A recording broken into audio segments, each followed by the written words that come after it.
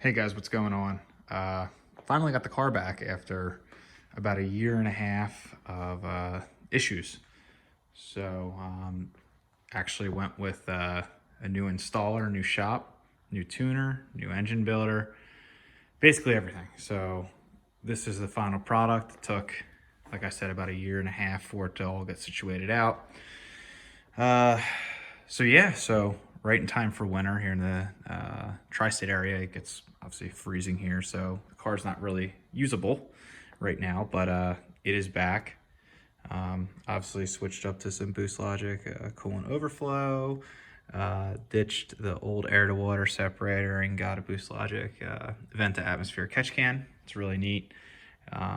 Works very well. I think they're rated to anywhere, any setup over 1500 horsepower plus. So I'm well under that, which is nice. So that should be very good for like blow by and stuff like that. Shop that actually built it was WorkHorse Performance. They did a great job. Super easy to deal with. Very good communication all around from start to finish. Affordable rates, the whole nine. Have no complaints at all. It was pretty seamless. They sent the motor out to where they get it all built and done. It was pretty quick turnaround. Dropped it right in, fired it right up. They use Visconti Tuning as their tuner, so he's pretty well known in the Ecutech GTR community. Car was on Cobb, now back on Ecutech. I personally like it better. That's where, when I first bought the car, it started out on, and that's their engine management of choice, I guess is what I like to say. So yeah, they threw it on a mainline dyno hub. It was made real good power, made more than it's ever actually made before, which is real cool. So if you don't know what a mainline dyno is, it's a hub dyno. The one that was used was a Rubo drive one, and it made a significant amount more power on it. It is off VP X85. It's just back on street pump gas.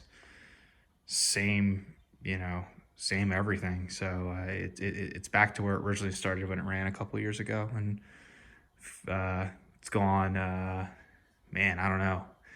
It's probably over 500 miles already, a straight weekend use. They drove it to the dyno facility. I think there and back was over 50, 60 miles total round trip plus dyno time. The owner of Workhorse actually, just to triple check, just based on the car's history, made sure everything was good. He actually put over 300 miles on the odometer. So obviously when you build the car, you pull the battery. So on the actual odometer reset, it was at like 360 when I picked it up. So he's like, yeah, I put like 350 miles on it, and I probably put 150 on it. So not one issue, no issues at all. So it's pretty relieving to have the car back. One, two, having a start to finish process that was very seamless. They didn't mess up my interior, nothing like that. So it's pretty exciting to have it back for next year. I plan on doing a lot of events. I know the content was weak as shit because all I post is car stuff. So have some cool races lined up for from when it breaks. So yeah, it's real exciting. I actually put I removed the M&H Race Masters and went with Mickey Thompson ET Street SS's. So they're from what I understand, compared to M&H, they said basically it's they're a little quieter, road noise. They wear a little slower, but they give enough traction to where my setup is. It's really not going to impact the traction. So it's really nice. I mean, the car's pretty clean. No issues with it getting stored or anything like that. It was outside for some time between both facilities, but it's basically back. No issues at all. So really excited for 2020. So should have some real cool videos coming out with it. I might do a couple draggy videos on it just to show the 60 to 130 differences between maps and cool stuff like that. So I might do a video of that. I also might do a video of like all the really neat Ecutech features. A lot of things that were recommended for me to install per the tuner was like a Ecutech. I don't know what brand that is, but basically that's a coolant pressure sensor. So that's all built into the tune. So if you have any head gasket issues or something along them lines, you know, you'll be informed that you have an issue, so you won't have any catastrophic failures. Just a lot of added on features. I know it's right here. There's a fuel pressure safety feature too, built in with the Ecutech. So that's really neat. So if you lose fuel pressure, something's not right, you know, the car is going to obviously cut off and, you know, hopefully save itself. So you don't have to worry about anything like that.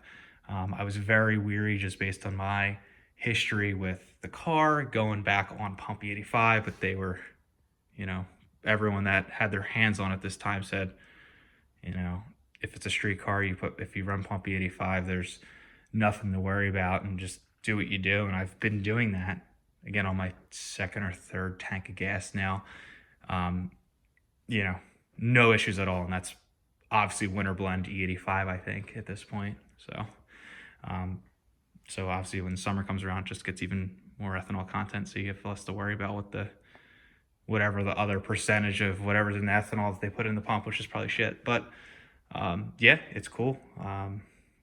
So it's real exciting, and nothing changed in the interior. Yeah, that's it. But yeah, I'll make a video about the Ecutech and all the cool features and some neat stuff just to show you how that works, and maybe do a draggy video, one or two. So cool. Yeah, just be sure to like, subscribe, comment.